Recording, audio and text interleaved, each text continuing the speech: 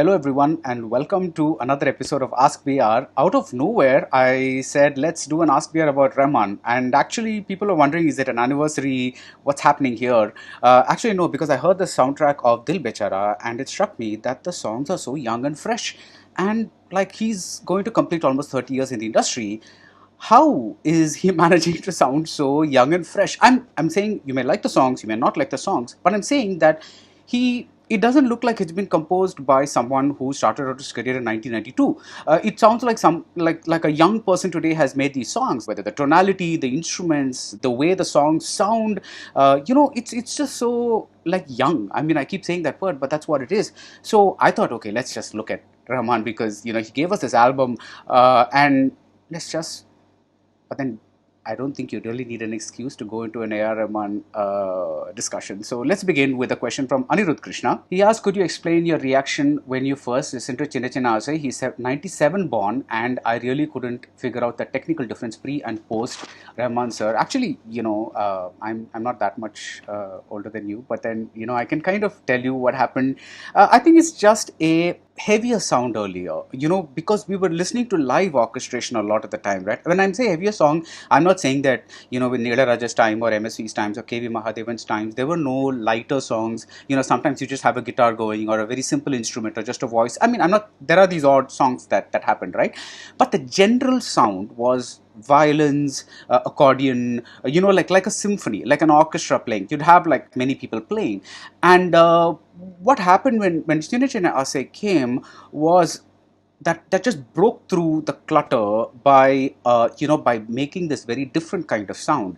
And that's the sound that, like, when you listen to Pudu Vellai Malai, or when you listen to maybe only Tamara is that older kind of sound, right? The rest of the songs, they sound spare. They sound like they're like floating on air. I'm not getting into a discussion whether which sound is better, but I'm just saying that this was the new sound that he had. It was a very lighter kind of sound, and I think that's what really made the difference and made those songs stand out. It's like, of course, I'm not talking about the composition, but just the sound is what it is. Vignesh Subramaniam asked, what is your favorite background score of Rahman? I think with respect to background scores, I like the small musical pieces that he did in the 90s, like in Jeans and stuff like that, in films like that, where that almost seemed like a little song of its own. And I don't think he does those anymore, but those are my favorite things because they're almost like little songs in themselves. Dinesh Kavi says, how are you taking a specific raga and making it sound so normal like usual tracks? Because songs usually composed on raga sound so classical, but you do it with so many ease. Okay, now we've got to separate the giving credit for things that are genuine versus things that are kind of, we just want to fanboy on somebody. I think, Rahman has done his fair share of classical sounding stuff like Kanno the Kant Alarm. And I think, earlier composers have done a lot of classical sounds that, classical based songs, like raga based songs that sound very light. So I think it exists on both sides. So let's not get carried away here. Kumaran Kumaran asks a question very close to my heart. He says, there are some criticism on using cues from songs as background scores rather than composing exclusive themes. What is your view on that? Now, actually, I like cues, because, see, unlike the Western system, I don't like, take your Star Wars or whatever it is, there, the film has no music. The only music in the film is the score itself. So, exclusive scores composed for that, I think, kind of makes sense. But when it comes to Indian films, you're already having like 6 songs, right? 5 songs. Okay, now we may have changed the system a bit, but I'm talking about earlier times, right? When Rahman came and all that. So I would rather that he composed the song and did variations on that song to suit the situation rather than create fresh sounds, because then for me that film becomes too filled with music. It's like it's too much. It's like there's musical cues happening all the time, and there are people who Ilayaraja has done this brilliantly, at a lot of times. But I just don't like a film to be filled with music. When somebody says, "Wow, the scene is so great because of the music," that means the director and the rest of the people are doing something wrong, because that means the music is kind of overpowering the scene. I would rather have a situation like, to go back to an Ilayaraja situation, I would rather have a situation where you have the song Sundari Kannal Oru Seidi, and when that same song is used as a cue again when Rajnikant and Shobana separate in Thalapathy. You get that part, instrumental bit of the part where he says "Nanune Ninga Martin." It's kind of used as an ironic counterpoint because now she's, you know, going away from him, kind of saying that line "Nanune Ninga Martin" was a lie. Now that is what I really like. But then I know that I'm in probably the minority about this because a lot of people like specific cues. But this is what I like. I like minimalistic stuff. And when a song already exists and a film already has 5 or 6 songs, I like themes extrapolated from those songs and bunked into the score rather than, you know, like having a separate score for each little scene. I don't know, that kind of throws me off. Prakhar Jain says, what explains AR's longevity? See, this is again a question that's marvelous, right? So everybody else before him, you have a peak period of about 10, 15, 20 years, right? And then suddenly comes this guy and he's nearing 30 years in the business and he's showing no signs of slipping off the radar.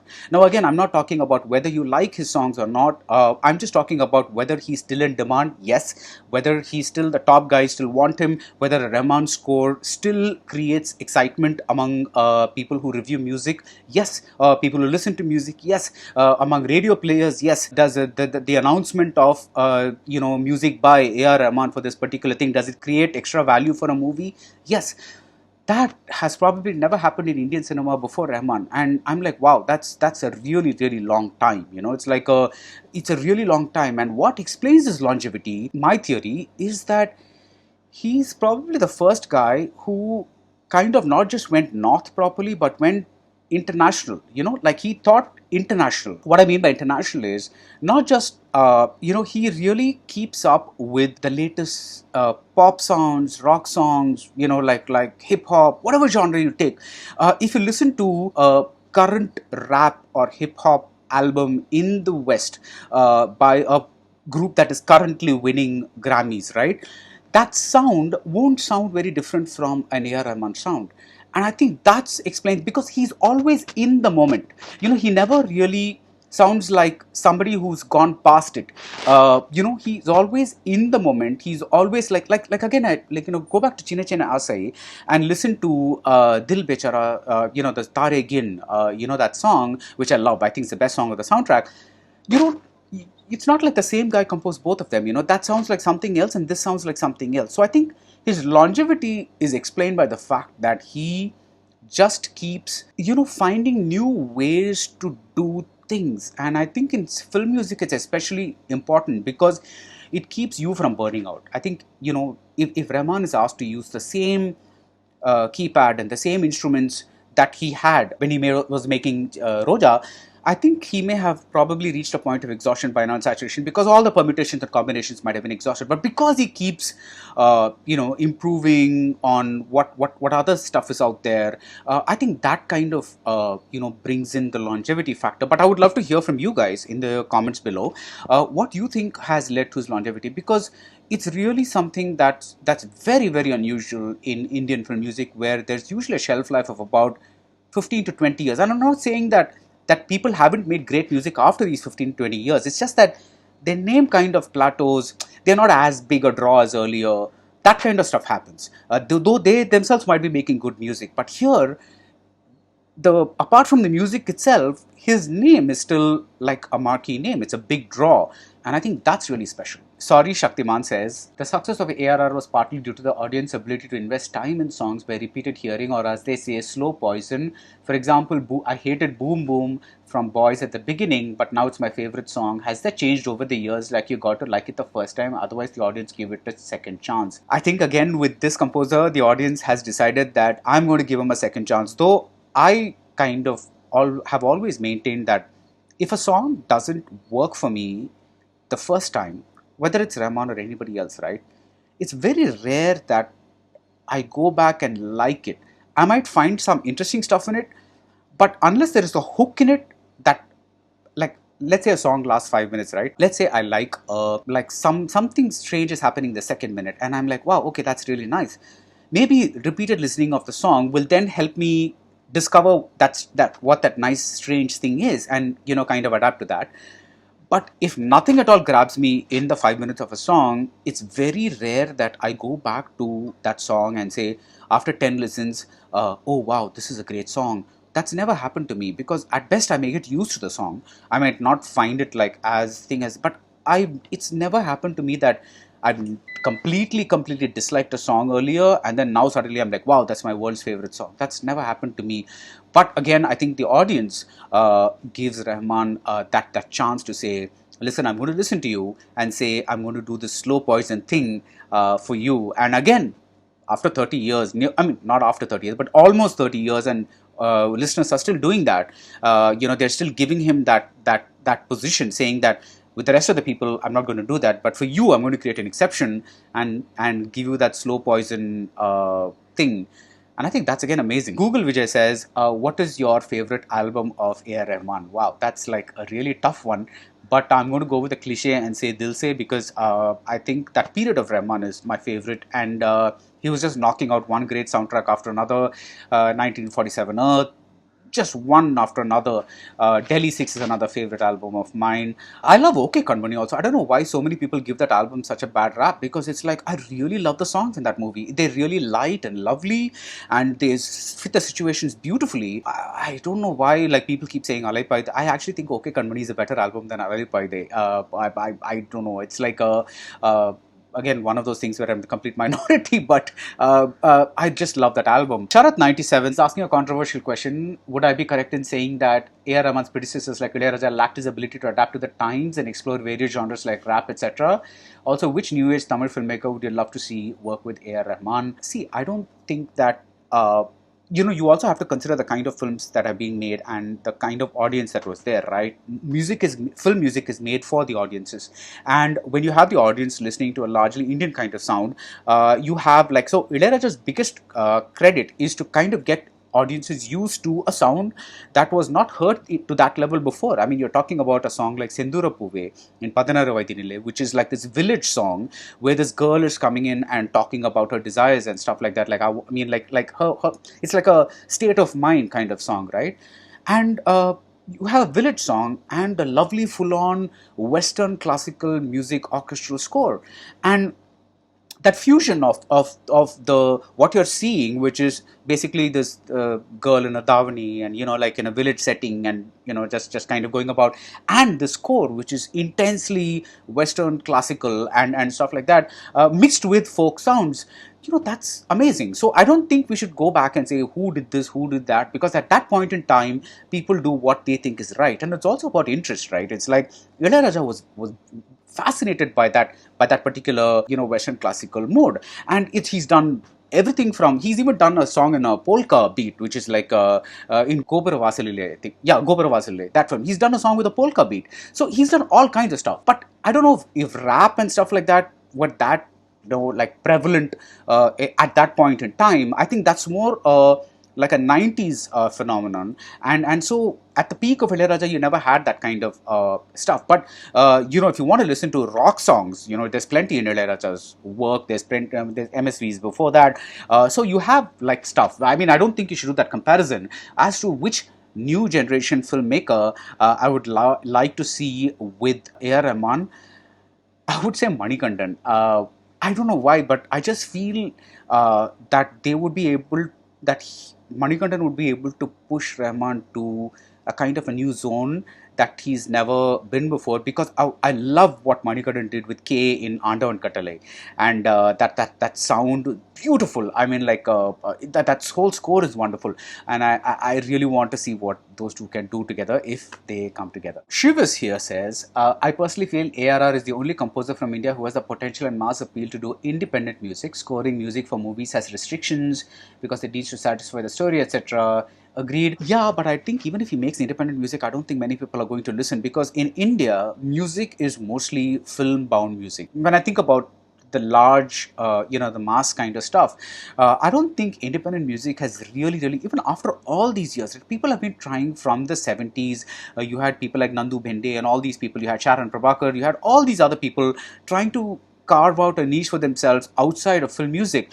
But somehow those of them that got known because of film music. And it's like a state of affairs that there are certain Carnatic singers that got much more popularity after they sang for films. So films somehow still seem to be the driving mode of music in the country. So I don't know whether investing a time and energy on an independent track or music is going to kind of result in that much of traction. But yeah, you guys are the audience. You have the final word. So maybe you should prove people right and say, I'm going to go ahead and consume this music. So it's up to you. Divagar and STK says, which film do you regret ARR doing? Is it his films with Atley or Linga and stuff? I really don't know. It's like, see, I'm not a fan of the Linga songs. I'm not a fan of the Kochadian songs. There are some films that you kind of don't really, that doesn't work for you. But regarding the thing that he's not doing good work with the masala filmmakers, I disagree, because in Sarkar you have Simtangaran, which is a song that I really like. I mean, see, if all the requirement of the song is you have to make something that Vijay can dance to, that's the song. That's the song situation, right? There is no need to do a Simtangaran because it has three layers in it. There is that weird that stuff is happening at the back, right? And then you have Simtangara, that's the second one, right? And then what my favorite part is, oh, that monotonous sound, it anticipates what's coming later, which is that Mannavani va va va, Mannavani va va va. That's kind of going from that kind of monotony. It's building on that. Now there is no need for like a song like that to be composed for a Vijay dance song. But he's doing it. I think he's still trying. Sometimes the trials work and sometimes they don't work. But I don't think that he's not trying. And I think we have a tendency to kind of praise the work of like if with some directors we just say, oh wow, and then with some directors I would actually say that some of the songs that he's done for masala filmmakers are better than the Chekachevandavanam soundtrack, of which I really like Mare Kuruvi, but the rest of the songs do nothing for me. But I think so I really think you should take it song wise rather than whether it's this director or that director, because I think it's actually probably more difficult to make a song for a masala situation, because you really have to inspire yourself. Because again, all I'm saying is Vijay dance is the only brief that you have, right? There is no emotion going into it, there is no lead out, it's not informing some future scene in the movie. I mean, to really kind of inspire yourself and come out with something interesting, I think it takes more than just like I don't know. I think that's really something. So I really think it's more about the music than the filmmaker. Sujit Kumar says, after a long time, goosebump listening to A.R. Rahman soundtrack. I think he's talking about Dil Bechara. He's saying, although Rahmaniac at heart was taken aback by his recent work, somewhere lost when he started doing Hollywood, lost his mojo there. Glad he's back with a simple yet complex soundtrack. Will cherish this forever. Again, I don't know. I feel that over the years, Rahman has never had a phase where he's not delivered something that's interesting, even if not like completely like one of all-time great kind of some. There's always been something interesting in listening to a Rahman song. Like you listen to 99 songs, you have Sophia. I'm not a great fan of that soundtrack, but I'm saying that Sophia still stands out. It's like there's something that's very pure and infectious about that song. Again, I'm saying you may not like them, but sometimes it's just nice to see somebody not stagnate and say, I'm going to try this. It may not work, but I'll at least try this.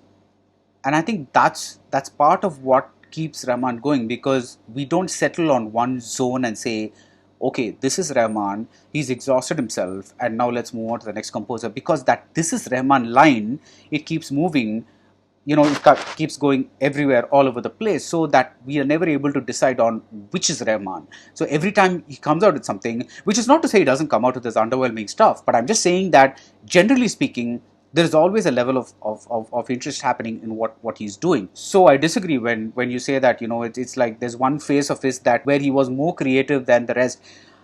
I definitely have phases of his that I like compared to other phases of his, right? Like if you ask me, I would say that the mid 90s to the mid 2000s is a great phase of his.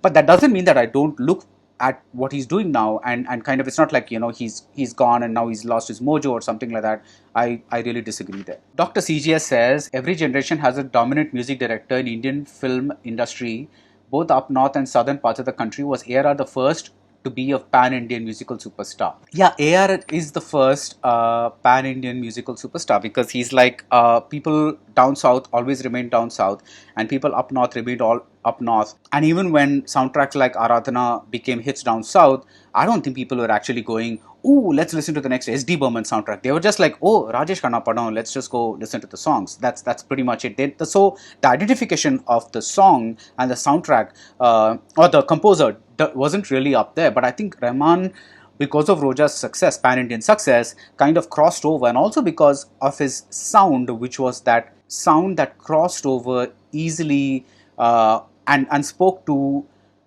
a generation that, how do I put this?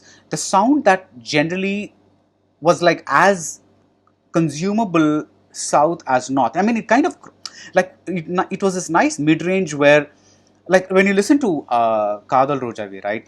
It's a song. It's in Kapi Ragam.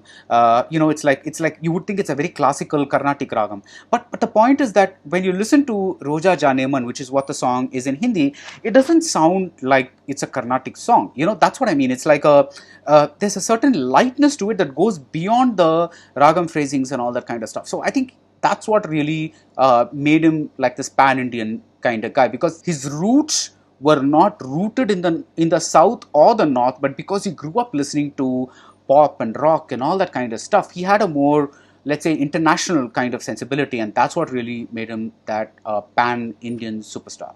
Dharmesh Ba says Rahman crafts each soundtrack through improvisation and finesse, whereas Raja Sir is known to get the tune in the first go. As a result, Raja Sir's volume of work beats everyone else in quantity. Both have had their own shares of misses and hits. In the quantity versus quality game, which one do you think suits best for the current world? I'm wondering if the same could be applied for KB versus Mani Ratnam. I think right now, where we are now, I think creating 5 good songs a year is going to make you more remembered than creating 20 good soundtracks a year. Because I think people's attention is so divided that I don't think that they listen to everything that's out there, right? They listen to something, and before you can move on to something, see, one of the great things about earlier times is that one of the reasons whether it's the stars or the directors, why everyone had such long varied careers is because the output was not that much. You had X number of films released a year. People had a lot of time to listen to everything. People had there was probably one movie. There were some weeks where there were no movie releases, so people had the time to go catch a movie that was released the last weekend. So people, like, I'm often asked this question: why are today's directors, why don't they have the longevity of earlier directors? Because they kind of today it's such a fast world that if you don't grab somebody by the collar the very first instant, I think you're kind of lost it. So I think, like, even if Rahman makes 1 or 2 really good songs that become extraordinary hits, that's probably a better situation than him making 20 songs or 25 songs, because frankly I don't think people consume songs like they used to in the earlier eras, where you'd put an album in a tape and then listen to the whole A side and then go turn it around and listen to the whole B side and then kind of go again and again till the tape is broken. You know what a tape is, right? So the thing is, it's that I don't think that era is there anymore. Here now it's like I'm listening to stuff on the radio that keeps varying. I'm listening to stuff on the internet, and that's playing its own suggestions based on some kind of strange algorithm. So I don't know. Like, see, again, this is my take on it, but I don't know, because see, I am an avid music consumer, right? So I will look out for every Ilayaraja album that comes out. So I'm the wrong person probably to ask this question. But if you go to the general person out there who is music composer agnostic, right? He doesn't care who the composer is. He just wants like something like good music or whatever. I have a feeling the people that will register, or the songs that will register are the ones that they consider catchy rather than from a particular composer. I think that's the other thing that's happened right now, is that the person behind the song has become less important than the song itself, which kind of negates what I said earlier, that we still look forward to an A.R. Rahman soundtrack. But I think what I'm saying is, music aficionados look forward to an A.R. Rahman soundtrack, whereas the average person out there who just wants like something to listen to is certainly like music agnostic, composer agnostic right now, and they don't really care which composer makes music right now. I hope that kind of made sense. Rishi Venkatram says Mani Ratnam and A.R. Rahman always try to experiment and bring something new with each project. While Mani Ratnam saw few failures, A.R. has always been successful. How does that happen? I don't know if I'd say A.R. has always been successful, but I think generally it's easier to experiment in a 5 minute song than in a 2 hour movie. So I think that's where the difference comes from, because people are, a song is something you listen to at home on a computer, whereas a movie is a bit of an investment. You have to go to the theater, or and that's where the success or the failure of the movie is determined, like depending on how many people go to the theater. So I think that's where there's a fundamental difference in the two, the medium that Mani Ratnam works in and the medium that A.R. Rahman works in. But I think they kind of are very similar in the way that they keep pushing where they are at any given point, and so there's never a, while you can say that there is a Rahman-esque or Mani Ratnam-esque kind of thing, I don't think they ever settle down and kind of repeat stuff that they're doing. There's always a new level that they set themselves at. Level means, I'm not saying level of achievement necessarily, but I'm saying what they do is very different from something that they've done earlier, like as opposed to others who say, okay, this formula has worked for me, so I'm going to make my next 3 films like this because that's what people want to see. That doesn't happen, and I think that retains an element of intrigue and freshness in both their works, even if the ultimate success doesn't happen in the form of box office endorsement or the song becoming a hit, whichever way you look at it. Babu Salam says difference between Mani Ratnam, Kadir, Shankar, GVM, Rajiv Menon, and the rest of the directors' films which A.R. Rahman has collaborated. I think of late I really liked Acham Yenbadu Motameda. I've always enjoyed Rahman's collaborations with Rajiv because Rajiv himself knows a lot of music and is able to push Rahman into interesting directions. But maybe the most interesting combination here is A.R. Rahman and Kadir, because that doesn't get spoken about as much as the others. You know, you keep talking about Rahman and Mani Ratnam, you keep talking about Rahman and Gautam, you keep talking about all these other things. But that Kadir collaboration, those few films that they did, I think they really caught a certain a zeitgeist. You know, they really caught a certain vibe, and I'm very fond of some of those albums. I mean, of course, Kadir kind of tapered off later, and I think that that combination didn't go as far as it could have. But I think that was something that when you're talking about Kadalar Dinam 2, I think Kadal Virus was the last thing that they did together. So that phase was some a really funky phase for Rahman, and I kind of like it a lot. Ram Prasad Pitta says, with ARR's anger over the remix culture, how can his previous works remixing MSV and Ramamurthy compositions be justified? If he did them because of directors or producers' compulsion, so might have been the case with Tanish Bagchi. I don't know what Rahman's justification is, because Ponmagal Vandal is a kind of a remix, but I don't have a problem with remixes. It's either you do it well or you don't do it well. I don't think there's a problem, and of course you credit the original source. As long as these things are covered, I don't have a problem with the remix culture itself. There are people who say that remix culture shows that people have run out of ideas. I don't think so, because to do a Ponmagal Vandal, by the way, Arage Tamil Magan is one of my favorite A.R. Rahman albums, and I don't know why it doesn't get the love that it should. But that Ponmagal Vandal, that remix is so brilliant, because if you've heard the Shivaji Ganeshan song from Selvam, it's one of MSV's. It's a dazzling creation, right? But that sound may be a little off to today's ears. So to kind of bring that to this generation without losing the essence of what MSV did, I think that is marvelous. And I love the way Rahman has kind of has that blase portion. I think it's blase in the middle of this Ponmagal Vandal. He does an incredible job.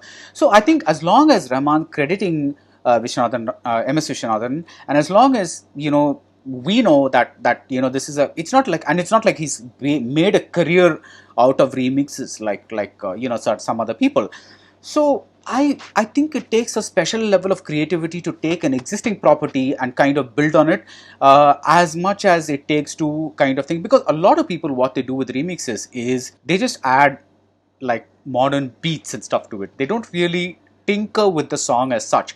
What Rahman does is he keeps the skeleton of of, like, if you saw Ponmagal Vandal and if you saw Rahman's version of Ponmagal Vandal, I think if you took an X-ray of both the songs, the skeleton would be the same, but the final person that would evolve from this, oh God, I wish I hadn't gotten this metaphor, but this final person, that you would see if both these people songs were people, good God, would be different. So that's kind of I think that's what I mean. It's like they are their own people and their own songs, and I think that is a very, very tough thing to do. I am Vivek Subramaniam says, Mr. ARR's great compositions aside, he has one of the most unique and soulful voice in the country. Do you think there is a reason behind why he has sung for any other composer? I don't know why he hasn't sung for another composer, but yes, I agree with that soulful voice, because I think this has been a tradition in Indian cinema.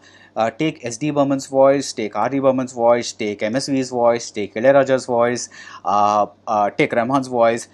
They all have that voice quality, which is not exactly a singer's voice quality. Like it's not an SPB, it's not a Yesudas kind of voice. It's an odd voice, but when they sing the right kind of song, it's goose fleshy, and you think, wow, SPB or Yesudas could not have sung this song, because it deserves that kind of rawness that voice has. When I mean raw, I don't mean that they can't sing, but what I mean is it doesn't have the polish that a typically trained singer would have, or at least the polish that we think that a typically trained singer would have. And I think when that happens, it's amazing. So when I hear Ye Jo Desh Hai Tera, I really do not want to hear another voice in that song. And sometimes you do a thought experiment. What if Udit Narayan had sung the song? What if Sonu Nigam had sung that song? What if somebody else? No, because that would have sounded too polished. Whereas here with Rahman, you get that yearning, you get that a little sandpapery kind of feel, which is so wonderful, because you're kind of that song itself is a raw, longing kind of song, and when you superimpose that raw, longing kind of feel with a kind of a rawish voice, I think that's fantastic, and I think that's amazing when Rahman uses his voice for a particular kind of song. Mare Kuruvi is another song recently which I really, really liked. That's a more conventional, the song is very unconventional, but what I mean is that's a more romantic mode, a conventional romantic mode. But again, there's a sadness when you hear that in Rahman's voice, and it kind of, immediately after that song, that girl dies. So I really like that way that even though he's saying Keeche Keech endrathu, Kittava endrathu, it sounds like very like, oh, it's so joyous, there's this bird and it's like, lovely and all that kind of stuff. But that sadness, that slight hint of sadness that's there, that fits beautifully with what's to come. And I think there are certain songs that, certain voices that are polished just can't pull off. Abhinandan PR says, we have superstars in all languages. Can we not have A.R. Rahman as the only superstar musician across all languages? What is stopping filmmakers to collaborate with him more, or vice versa? Well, you heard what he said recently. He says that there are people who are forming groups and spreading rumors about him. So I don't know if that's the reason. But I don't know. It's like, see, I generally think that there are people who say, I want to work with Rahman, and there are people who say, I want to work with somebody else. Maybe they can't afford him, maybe they can't, they kind of want a different kind of sound. Maybe they just have a rapport with some other musician. They may not want to go to Rahman but as far as I know, most of the people who really, really know how to use music have gone to Rahman at some point, like Imtiaz Ali, for instance, right? He's created those masterpiece soundtracks with Rahman. And if I take a Heer To Badi Sad Hai, which is probably one of my favorite instances of both a song and the way the song is picturized on screen. It's in Tamasha, and you're basically saying, I need a song that will cover like 4 years of a girl's life in a montage kind of situation. I need a song to cover that, right?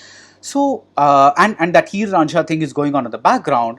So you have Heer To Badi Sad Hai, you have those, that Punjabi folk, those guys performing, those folk artists performing, and over that becomes the background track to Heer/Deepika, who's going on about her work. So I think that's marvelous. That whole thing is so beautiful. So I think when people need somebody like Rahman, I think they've always sought him out. I don't think there's ever been a guy who says, I'm making this Right now, I'm making this phenomenal music-oriented movie, but I'm going to kind of go somewhere else right now. There are people who kind of do that, which is not to say that other people don't do that. For example, Rakesh Om Prakash Mehra has worked with Rahman on several landmark soundtracks like Rang De Basanti and Delhi 6, most importantly. But he created, a magnificent soundtrack with Mirzia, which with Shankar Ehsaan Loy. And but I think because the movie bombed so badly, the soundtrack kind of remained very unsung. But it's a fantastic soundtrack, and I think there are some people, I don't know what happens. Sometimes relationships maybe break off. I don't know, but I think what's stopping people from collaborating him more, that's a question that only they can answer, and Rahman himself can answer. PK24 says he was waiting for the Dil Bechara review, which I didn't have the time to do, which is my favorite song, Tare Gin. That's my favorite song because that layering of the voices, the way two voices kind of don't wait for each other to finish, but it's like almost like two people talking in two different tones. It kind of reflects the two personalities of the hero and the heroine. I think it's beautiful. And even as a song, just to listen to it, even if you don't know the background of the movie, it's beautiful. So Dhyanesh23 says ARR is certainly not at his best when he has to work on big movies like Sarkar Beagle. No, I go back to my answer where I actually sing a bit of Simtangara badly, but I think I pointed out, see, the point is that you don't have to, these big movies are actually, I'm not saying all the songs are great, but I think that making songs for these things, for these big star vehicles, is actually comes with its own kind of pressure, and I think he does that pretty well, while saying that I want to give a Vijay song, but I also want to give a Rahman song. So I think that is not an easy thing to do. Kanti Sachin asks an interesting question. He says, despite winning the Oscar, one does not talk about a Rahman in the same breath as a John Williams or a Hans Zimmer. But why? I mean, if you go to like different parts of India, are they going to be talking about John Williams or Hans Zimmer, or do they know A.R. Rahman? Who do they know better? I think, I don't think it really matters, whether worldwide kind of thing, because he's been restricting himself to largely Indian kind of movies, and the Hollywood films that he's done are kind of low profile films. They're not really a thing. But John Williams has made many great scores, right?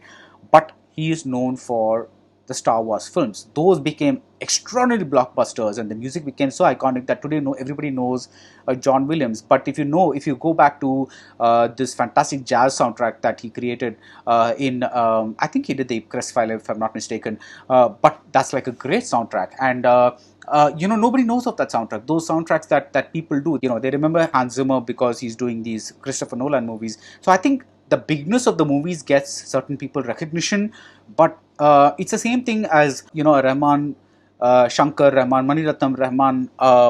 In here, a Rahman Gautam movie gets like much more attention than something like Meenakshi, which only hardcore music fans seek out and say, okay, I really kind of like this album. But otherwise, because the movie itself is so, it's not distributed and stuff like that, people don't know about that album at all. So I don't know, like should Rahman seek international recognition? I'm going to be greedy and say no, because I just want to see what he's going to come up with within the context of Indian cinema, which is going into interesting directions, because now we're getting songless films, we're getting films with just one or two songs. The idiom of music, the way it's being used in our movies, is really changing. So I think it'll be interesting to see how Rahman adapts to that and what he's required to do, because let's say in 2 years people don't want to see songs anymore, right? Let's say that except for the big mass films, there are people start making Managaram kind of movies or Kaidi kind of movies where there is no song at all. What will happen? How will people adapt? Are they going to release songs separately? It'll be. I just think it's going to be fun to see what Indian composers do given these restrictions and limitations. Locomente 8888 says, while it's no doubt that AR is gifted and is delivered consistently, is the success of a song dependent on the movie star value song picturization? Absolutely. So it's very rare that you find, nowadays, a song, if a movie isn't a hit, it just bombs and kind of goes away. For example, even Delhi 6, apart from the hardcore music fans, I don't know if the songs really got enough traction to kind of go on and become, hits of their own. So that is one of the reasons that it's important that Rahman keeps doing these big Vijay or Rajit or whoever it is, those big movies, or Rajni or whatever it is, because the profile of these movies is so big that the song is carried forward to a large extent by the star value itself. So when Rahman has actually made this point himself, he's like, what's the point in making music if nobody's ever going to make use of it, or if it's not going to be properly promoted, or if people are not I think it was around Jab Tak Hai Jaan, when people asked why you making he said people are sometimes butchering songs, or they're using only one stanza or something, whereas in Jab Tak Hai Jaan, the films got the all the songs were used fully. And I'm not actually a great fan of that soundtrack, but I really got the point that he was making. He said all the songs were used fully. They were promoted like really well. They were like playing in their entirety, on YouTube and things like that. So that soundtrack got a lot of mileage. And for all you know, maybe it was like this huge hit in the North Belt or something like that. I don't know, but that's what he was saying, and I think that's why it's important that people keep working with an eye on the commercial side of things as well, because as much as it's important do your creativity things and all, it's also important to kind of have that eye on the commercial side, and that's where these movies help. Hi BR Bro says Kartavilidai has one of the best background scores ever in Tamil cinema, and I think it's overlooked. What do you think? The BGM and songs are probably the highlight of this movie, and an otherwise mundane psycho thriller of a movie which you claim is misunderstood. Boss, I'm not claiming is misunderstood. I'm just saying I like it. That's all. I'm not saying I'm not saying that it's this great masterpiece that everybody else has misunderstood and only I have understood. No, no, no. I like it. That's all. But yeah, the soundtrack is very good. It actually grew on me after watching the movie, and I really like the way the film uses the music in that movie. That's like, it's a very kind of it's one of, I think it's one of the best Rahman Maniratnam background scores. Yeah. Sudhir Srinath says, do you feel the tunes are fresh and coherent, especially the edges where Charanams join the Pallavi back are still smooth, or did they sound labored nowadays? Do his songs still surprise you sonically like they did in 90s? Yeah, they still surprise me. I told you an example of some of the songs. Do they sound labored? Sometimes, yes. Like the album 99 songs. I kind of I liked about 50% of the songs, but the other 50% I found were trying a bit hard. Equally, I have Dil Bechara, where the entire soundtrack is just like, it's so organic, it just flows like anything. So I don't know if I can put a blanket statement and say, nowadays Rahman sounds, he's labored or something like that. No, actually, I think he's making stuff interesting for himself and interesting for listeners, and some of it we take, and some of it, depending on personal taste, I guess, we don't take. And Ilayaraja comes back in a question by Srinivasan, who asks, can you explain any one difference between Ilayaraja taking over MSV as leading composer in Tamil cinema and Rahman's takeover from Ilayaraja? I would say the former was more organic, while the latter was clearly orchestrated. Really, I mean, how can you orchestrate a takeover of like a titan like Ilayaraja? I mean, how can you orchestrate it? Okay, maybe you're planning to bring him down, right? How can you, maybe there's this group, like today we are all talking about groups everywhere, so maybe there was this group that was trying to bring down Ilayaraja. How can you, that level of accomplishment and genius, and that kind of root that he has with the audience, that the deep rooted thing, how can you come and just topple that kind of like an oak tree, to use a cliche? Somebody has to have that talent to do that, right? It's like, and listening to Rahman's music, frankly, had I been in Maniratnam's situation or K. Balachandra's situation, and I'd heard the Roja songs, and had I wondered, are these songs going to, I might have at best said, okay, I like these songs, I think they work for my film. I would never have been able to think along the lines of, are these going to set a new music trend and topple Ilayaraja or something like that? That kind of stuff you cannot plan. It happens. It happens due to a variety of factors. It happens due to things that are beyond your control. So I don't think anything like this can be orchestrated at all, because there have been, Ilayaraja has made a number of enemies during his reign at the top, and there have been many people who've been trying to cut him down. Nobody could. And it's like, it's just sometimes, it's, you have 15-20 years of a sound, and something, people are just waiting for this new. And one of the things that happened with them is this this increasing westernization of India, which happened around the liberalization when that happened. And I think things just opened up, and Rahman was right there at the right time, which is why I have this philosophy. Excuse me for going into this meta physical zone or philosophical zone or whatever it is, but I always believe that talent can only take you a certain place. You have to be there at the right time for your talent to take you to a different place, right? I don't think Rahman would have succeeded even 10 years before had he had the same talent, the same instrument, soundscapes, etc., that he was doing, because at that time the movies that were being made would not have been able to use that sound. Whereas when you kind of come to even a masala movie in the Rahman era, you have Chikabukka Raile where Shankar is playing around with animation. The whole tone is younger. It can use there's a heart that's going in an arrow and striking Prabhu Deva or Gautami, whoever, and that fun element that kind of that was not there in that earlier era.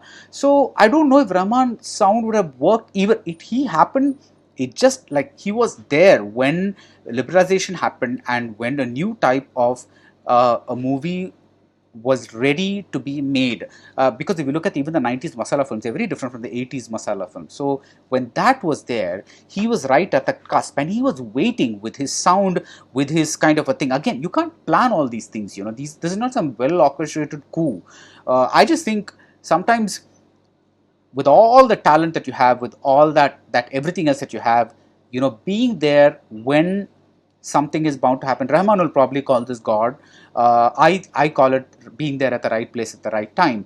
But I think there is something beyond your control that happens when something like this happens. So I don't think you can orchestrate these things at all. Monisha George asks, who do you think in the current list of musicians in Indian cinema is ARR equivalent? I don't know if I want to use that word equivalent, because for me music comes over the musician, and anybody who does music is for me a good composer. So I love right now I'm crazy about the soundtrack of Bandish Bandits, which Shankar Ehsaan Loy have done. Anything that Santosh Narayanan comes out with, I make it a point to listen to it, because he kind of does some really like freaky stuff. And I think after Rahman, I think the first person who has that distinctive sound and a certain kind of like a musical personality, I think is Santosh Narayanan. And I think I really look forward to what, and I don't want to say equivalent or whatever it is, because what is equivalent? I mean, like if Rahman gives a good song, you're going to like that song. If Santosh Narayanan gives a good song, you're going to like that song. Why is there an equivalency?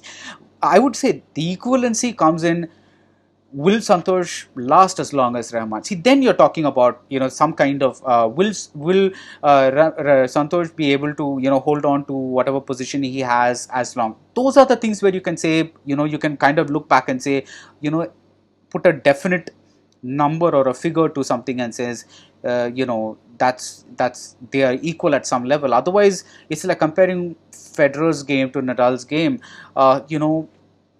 It's like, why can't you be a fan of tennis and be a fan of both rather than having to pick one? Though I actually have a favorite and I'm not going to tell you who it is, but I'm just saying, philosophically speaking, why can't you just say I'm a fan of both because I'm a fan of tennis rather than one particular player? And finally, we get a question from Badrinath who says, how much will one's past reputation impact on how the music is judged by people? I think reputation does matter, right? It's like, if it's a Rahman song, you're always going to look forward to it. You're always going to have a certain expectation out of it. If it doesn't work for you, you're probably going to listen to it again and say, okay, let me see. It hasn't worked once, but it's Rahman, so maybe there's something in it that I haven't kind of, which we discussed a little while ago. If it's a newer composer who does not have a reputation and you listen to the song once and it doesn't appeal to you, you're probably going to drop it. And this is not unfair, because you're basically saying this composer has over time built that reputation for himself, that he delivers a certain quality, right? And that quality, that reputation, is what is making me buy into the fact that maybe there is something more to this music. I'm not saying that reputation means that he's always going to make great music. No, I'm just saying that because we are all pressed for time, we pick and choose the films and albums by a Rahman, let's say. But as a closing thought, I would say listen to Bandish Bandits by Shankar Ehsaan Loy, listen to Laila Majnu, which is the soundtrack for a movie that came out a couple of years ago, Imtiaz Ali's brother's production. Uh, these are extraordinary soundtracks, right? They're not by Rahman, they're by other people. I'm saying that music is kind of all around us, and I think it's great that we seek out what we want to seek right now, because we have that option, we have that luxury, because there's YouTube, we can play exactly what we want. So if you want to just say Rahman is enough for me, he gives me everything that I need, I don't need anything else. I had this argument with a friend sometime back. He said, Ilayaraja just composed so much great music, I don't need to listen to somebody else. I said, but don't you want to kind of see what else is out there? I mean, like, of course, he's great and he's fantastic, and like, yes, theoretically, even if you keep playing his songs just once a day, you could go a month without repeating a song. But I mean, don't you want to see what other types of music are out there? Don't you want to, like, aren't you kind of? But he's very happy, like that's his zone. He doesn't want to move out. Now, again, it depends on the person, right? So I would say that more than anything else, the reputation of a person, and I guess your investment in that reputation, takes care of a lot of your musical listening decisions. I would say, try and broaden your music and your listening as much as possible. But if you want to just stick to one person, then hey, Rahman's a good enough choice. So thanks so much for tuning into this episode of Ask BR. I will see you in the next episode. Until then, do keep watching Film Companions South, and please stay safe.